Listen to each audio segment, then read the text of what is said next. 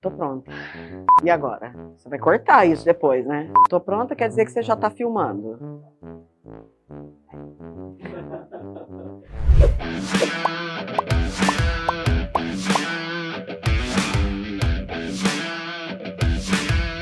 Olá, turminha do vestibular, mais uma vez juntos aqui. E hoje nós vamos falar, claro, de filosofia e falar do início dela. Nós vamos falar dos filósofos pré-socráticos. Chamá-los de filósofos pré-socráticos não significa dizer que eles viveram antes do grande filósofo, que é o patrono da filosofia, Sócrates. Alguns até viveram no mesmo período que Sócrates, porém, eles tratam de uma filosofia daquela que não é a de Sócrates. Eles tratam da filosofia da physis, que faz deles os primeiros físicos do mundo, porque eles tratam da natureza. Então, por isso, eles serão chamados os primeiros físicos do mundo. E como nascem as ciências naturais? Filhas da filosofia.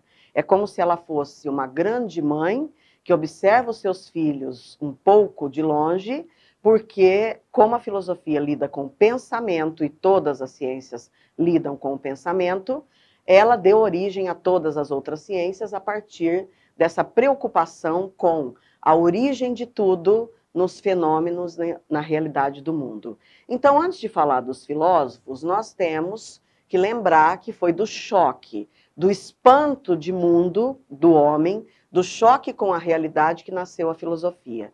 Porque com este choque, com este espanto em relação à realidade, o homem parou e pensou. E ele descobriu essa sua faculdade de pensar, essa sua habilidade que o torna humano, a habilidade de pensar. E a filosofia e o homem se valem do pensamento para compreender os fenômenos da natureza que nos levam à pergunta: qual é a origem de tudo que aí está? Quando essa pergunta é formulada, qual é a origem de tudo que aí está, significa que nós nos entendemos parte do cosmos, do universo. Porém, eu tenho que fazer no meu pensamento um trabalho de alienação, no sentido de me afastar desta natureza da qual eu faço parte, para que eu pergunte: quem colocou aquela árvore ali? Quem colocou as águas daquele rio ali? Então, esse trabalho de alienação é um trabalho de afastamento, de estranhamento de mundo, para que eu consiga raciocinar sobre aquilo que está à minha frente. E isso recebeu o nome de arquê entre os gregos, ou arqué, e a gente então tem que fazer uma retomada da mitologia.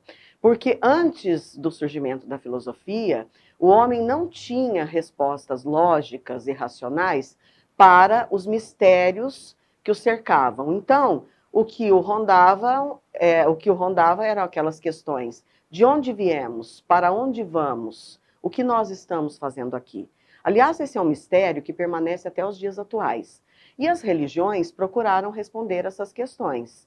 E aí mais argumentos se abriram, porque quando nós queremos uma resposta, não é a filosofia que vai nos dar. Pelo contrário, ela não tem essa obrigatoriedade e nem está preocupada com isso. Ela está, na verdade, levantando mais questões quando uma questão é feita, porque são argumentos sobre argumentos. Porém, quando nós queremos uma resposta única e fechada, nós procuramos a religião. Além disso, essa religião, que significa o religare do latim, é a nossa ligação com o divino. Então, da religião, nós falamos das narrativas míticas. E as narrativas míticas vão nos trazer uma explicação para a origem de tudo, das coisas e dos seres, que nascem das relações sexuais entre divindades e formam o mundo como nós o conhecemos. Porém, poderia existir também uma rivalidade ou uma aliança entre os deuses que, no momento, ficariam do lado dos homens, numa guerra ou em batalhas, e, num outro momento, eles ficariam ao lado de outros homens, numa guerra ou numa batalha. O grande exemplo disso é a Guerra de Troia. Né? E aí, quando nós falamos dessa narrativa mítica, quem narrava os mitos era alguém que tinha credibilidade junto a uma comunidade. Esse é o poeta Rapsodo. E quando nós falamos de uma guerra como a de Troia, Homero narra isso na Ilíada de Homero, né? Nós vemos aí uma narrativa mítica que busca uma resposta para a origem de tudo. E nós não poderíamos deixar de falar dos gregos, que são questionadores, livres, viajantes, inteligentes demais, e fundaram colônias em boa parte do mundo, principalmente no Oriente. E mesmo que eles tenham fundado centenas de cidades-estado, eles não se constituíram num grande império como os romanos. Mas os gregos conheceram a cultura do Oriente, os valores e o pensamento do Oriente, e não fizeram uma cópia disso para trazer para dentro da Grécia. Pelo contrário, eles estudaram o pensamento do Oriente e criaram um pensamento próprio dentro da Grécia, que é onde a filosofia entra, já com Sócrates, numa filosofia chamada antropológica. Então, como eles fundaram colônias do Mediterrâneo para o Oriente, nós teremos filósofos pré-socráticos que vêm do Oriente, como este do qual nós trataremos hoje, que é Tales de Mileto. Mileto é uma região da atual Turquia, e eles, gregos, chegaram à região da Jônia, da Turquia, a região da Jônia era uma região portuária, muito movimentada, uma grande circulação de ideias, e chegaram, inclusive, à Magna Grécia, que é parte da Europa, mais precisamente o sul da Itália. Então, quando nós falamos da mitologia, a grande pergunta que fica é: quando surge o pensamento do logos da filosofia, a mitologia é abandonada? Muito pelo contrário. Ela serve de referência para que nós usemos o pensamento racional na filosofia, já que na mitologia nós tratamos de uma cosmogonia, ou seja, enxergamos o cosmo numa ligação com o divino, de teogonia, que é essa relação com o divino. Ao surgir a filosofia, então, nós falamos de uma cosmologia, uma visão racional de mundo para buscar a resposta para esta pergunta: qual a origem de tudo que aí está à minha frente? Então é assim que nós começamos a falar do primeiro filósofo pré-socrático e quase que uma unanimidade na filosofia de que ele é o primeiro filósofo do mundo. Inclusive o próprio filósofo Aristóteles o considerava um grande filósofo e o primeiro filósofo do mundo, porque a proposição que ele vai fazer é inquestionável. Então, Tales de Mileto, que muitos conhecem da matemática através do Teorema de Tales, é um matemático, mas ele é um filósofo.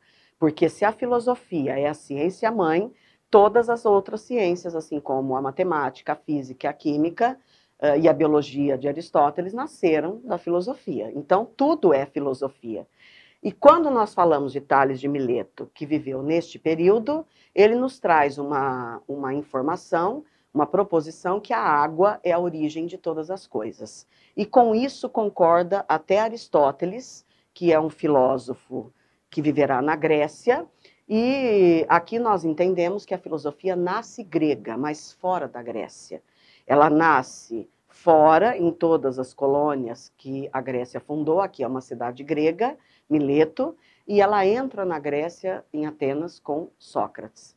Então, como a água é a origem de todas as coisas, até o filósofo Nietzsche concorda com esta proposição, na medida em que ela enuncia algo sobre a origem das coisas. Quando nós falamos de uma planta, uma orquídea, por exemplo, nós falamos que essa orquídea precisa de água, mas ela é uma planta delicada, ela precisa de uma quantidade de água que a faça viver. Quando nós falamos de um cacto, nós também estamos falando de algo que precisa de água, mas é um outro tratamento. No corpo humano, há umidade. Se esta umidade desaparecer, este ser humano está desidratado e ele pode vir a óbito. Quando a mãe vai dar à luz do mundo o seu filho, uma bolsa se rompe e a criança nasce. Então, água é vida. Sem água não há vida. E a segunda razão para que Tales seja considerado o primeiro filósofo do mundo ao afirmar isso, Aqui nós temos a informação de que ele faz isso sem nenhuma imagem e sem nenhuma fábula, sem nenhuma invenção, sem nenhuma criação, né? E aí entra uma informação importante, porque nesta proposição, está contido o pensamento de que tudo é um. Isso é muito importante na filosofia, porque é uma grande abstração. Tudo é um, tudo tem uma essência. E nós, nos dias atuais, poderíamos lembrar que, vivendo com a água nos seus 3 estados, sólido, líquido e gasoso, nós sabemos que mesmo que nós coloquemos água no congelador da geladeira e ela se transforme em gelo, quando esse gelo derreter, ele se transformará em água novamente. Então, não há como não considerar Tales o primeiro filósofo do mundo, na medida em que, tendo vivido um tempo no Egito, ele pode ter sofrido uma influência dos egípcios que consideravam o Nilo uma divindade, uma dádiva, né, que constrói uma civilização a partir de um rio, e isso pode ter influenciado o pensamento de Tales. E para hoje eu quero deixar uma dica de uma música do cantor e compositor Guilherme Arantes, que é uma música que trata disso, Planeta Água. Nós voltaremos para falar de outros filósofos pré-socráticos tão interessantes, tão importantes e profundos como Tales de Mileto. Muito obrigada, até a próxima.